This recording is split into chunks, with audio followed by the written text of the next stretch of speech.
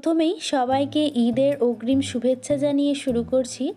আর আজকের দিনে সেমাই হবে না তো হতেই পারে না। তো আজকে আমি যেভাবে বানাচ্ছি অবশ্যই একবার বলবো এইভাবে ট্রাই করতে। প্রথমে কড়াইয়ের মধ্যে দিয়ে দিলাম 1 টেবিল চামচ পরিমাণ ঘি।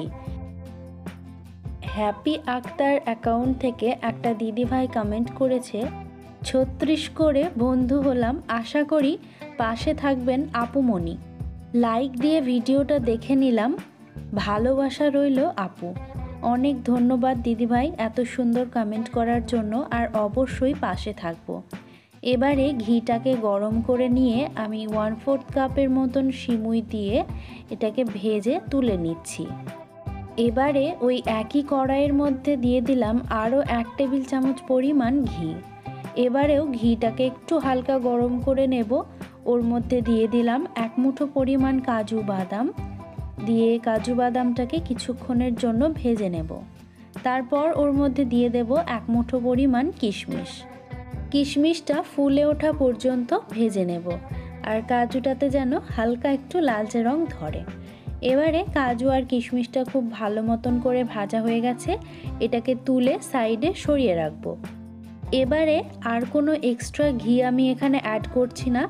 ওই কড়াইয়ের মধ্যেই দিয়ে দিলাম 2টো ছোট এলাচ আর একটা তেজপাতা। ফোড়নটাকে কয়েক সেকেন্ডের জন্য একটু নেড়ে নেব। তারপর ওর মধ্যে দিয়ে দেব 2 কাপ পরিমাণ দুধ। স্ক্র্যাম্বলড এগ রেসিপিতে সুমনাজ রান্নাঘর থেকে একটা দিদিভাই কমেন্ট করেছে, খুব সুন্দর রেসিপি, সাপোর্ট করছি দিদিভাই, পাশে থেকো। অনেক ধন্যবাদ আপনাকে, অবশ্যই পাশে থাকবো, আপনাকেও পাশে থাকার অনুরোধ রইল। এবারে দুধটা খুব ভালো মতন করে ফুটে গেছে। এবারে একটা অন্য বাটিতে ওই গরম দুধ 5 টেবিল চামচের মতন নিয়ে নেব।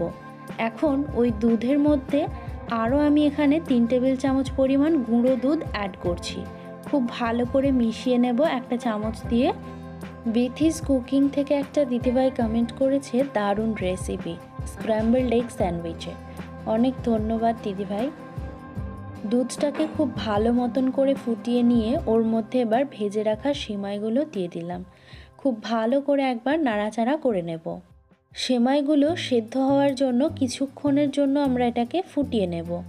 তো বেশ ভালো মতন করে ফুটিয়ে নেওয়ার পর দুধটা একটু ঘন হয়ে এসেছে। এখন আমি এর মধ্যে দিয়ে দিলাম ভেজে রাখা কাজু বাদাম আর কিশমিশটা। তারপর দিয়ে দিলাম এখানে গুঁড়ো দুধের মিশ্রণটা, দিয়ে সব কিছুকে আরও একবার খুব ভালো করে মিশিয়ে নেব। সেমাইটা বেশ ভালো মতন ঘন হয়ে গেলে একদম শেষের দিকে দিয়ে দেব আমরা এখানে 4 টেবিল চামচের মতন চিনি।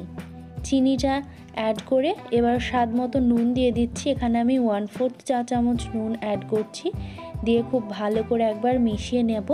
চিনিটা গলে গেলে যে কনসিস্টেন্সিটা থাকবে সেটাই রেখে দেব। তাহলেই রেডি হয়ে যাবে আমাদের আজকের রেসিপি সেমাইয়ের পায়েস। চলুন তাহলে এবার এটাকে সার্ভ করে নিই। স্ক্র্যাম্বলড এগ স্যান্ডউইচ রেসিপিতে গৌরীর খুঁটিনাটি পরিপাটি থেকে একটা দিদিভাই কমেন্ট করেছে, আমিও দেখে নিলাম। থ্যাংক ইউ সো মাচ দিদিভাই। আজকের রেসিপিটা কেমন লাগলো অবশ্যই কিন্তু কমেন্ট করে জানাতে ভুলবেন না। Thank you.